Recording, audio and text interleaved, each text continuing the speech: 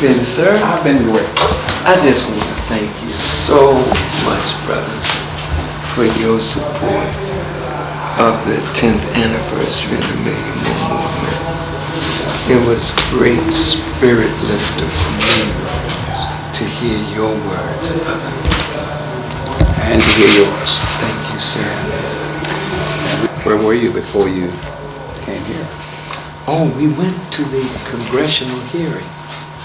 Today, here in the city, yes. Yes. Yes, okay. And after that, we went and had dinner. Okay. But I've been up since 10 minutes to 3 this morning, and just sitting and listening. I really wanted to hear. Because you can't speak what you don't know, and you have to listen and learn from the people who have experienced what they've experienced, man. This is a heck of an experience. And this is a wonderful time for us. We're alive. An exercise in futility. Wonderful persons from our Congressional Black Caucus who were brilliant, but not powerful enough to enact what is necessary to change the reality that their questions uncovered.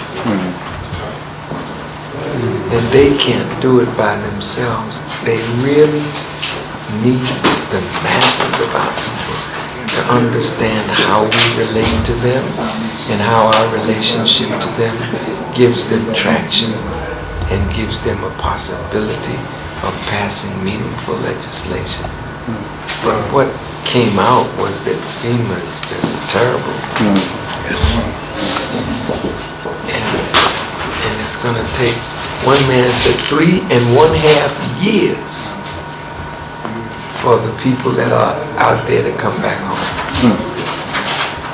Mayor Nagin said he needed, was it 26,000? Yes. 21,000. 21,000 units, housing trailers, and they're stuck somewhere. All the bureaucracy that refuses to. Oh man, it's a political mess, and it really is a mess, and our people are catching it because of us. Every direction. Great round of applause to our congressional delegation and executive.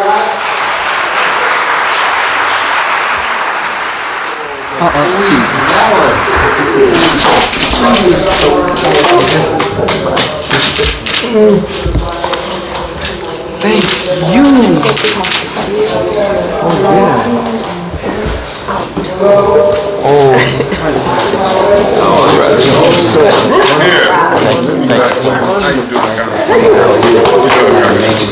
And my sister.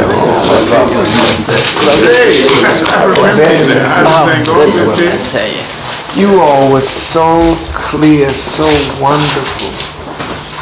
We just need to back you. You got to tell me how I can be of service. You know, I've been thinking, and I think we need to get together and talk about how we're going to put New Orleans on the national agenda. Because we're gonna go back and do all of this stuff that we talked about. I don't want to sit down because you got all of the Congress people. I'm not going to sit. No, we'll just stand. Why don't all the Congress people try to come close? Yeah. Come in kind of close, Congressman Green. I got a chance to hug you. Oh, goodness. I think it's good. Good seeing you. Yeah.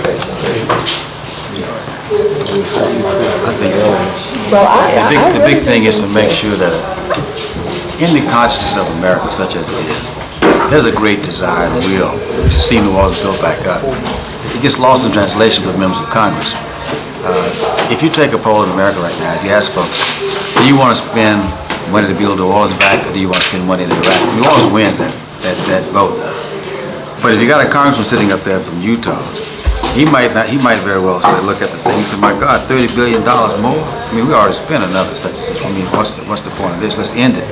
We already have enough sense not to deal with the waters that's going to come in and drown them anyhow."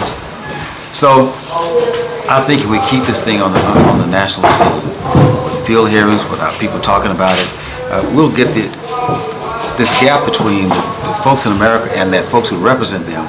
We can close that over time. But it's a hard battle for us because they want to forget about it right now. I love what you said about the span of attention. We have agreed that the victims of Katrina have to be the cornerstone of the Millions More movement. Because if we can't do anything substantive to help the people here, we're of no value wherever we are. And so we feel that this is where the battle line has to be drawn, because what you said, and I just was so proud to be I was your restrained.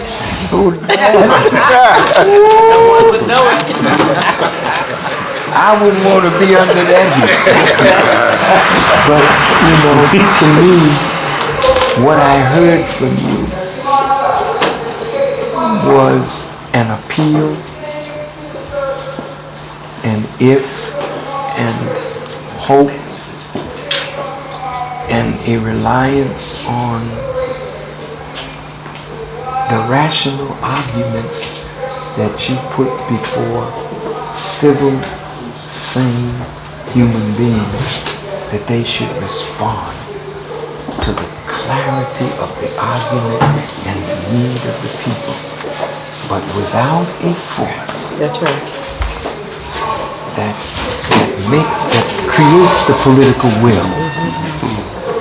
Then we have to work in Congress, but we gotta find other ways to bring them to court, because they were bulldozing, they tell me, and one man in a group, they got an injunction, and the judge stopped it.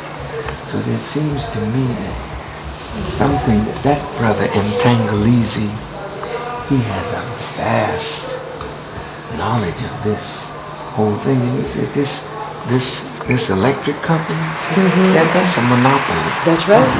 That's right. We were just talking about We were just talking about that coming over here. And then, you know, they're all tied in, and he's holding the city hostage. That's right. So I don't know what we're going to do. It's a major reason why it's not stood back up. Utility company wouldn't pay the price of opening up, putting lights on all the time, which it could have done by now, a long time ago. Without that, people can't come back. You can't work in the dark. You can't. It's too frightful. So the fact that there are trailers but not here, That's right. they don't want the people here. They want to disperse them. So You that this, heard the number in Mississippi, 30,000. 30,000. Did you hear that? They waited for Yeah. 5,000. Here we got 2,000 waiting for 36,000. Figure that out.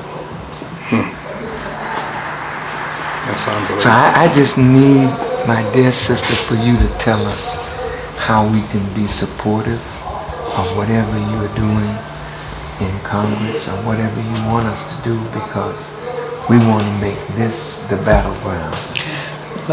As we wrapped up this evening, And I wanted to apologize Yes. because the second panel was so important yes, to hear, so I had my minister to stay and give me notes.